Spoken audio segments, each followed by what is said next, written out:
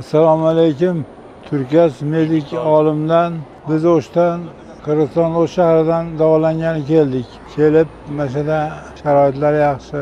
Operatsiya qilishdi, Parkinsonlik. 5 yildan beri og'rirdim. Parkinson bo'ldi. Operatsiya qildi, davolashda ko'rmaganda bo'lib ketdim. Qaltiroqlari yo'q, hamma yo'q joyida. Yaxshi oldu. Haligi O'rxon Arslan degan professor operatsiya qildi. Yaxshi yigit ekan. Xudo xolasa kasallanishga ko'mib ketamiz-da. İnşallah. Sharoitlar yaxshi, yaxshi qarashdi.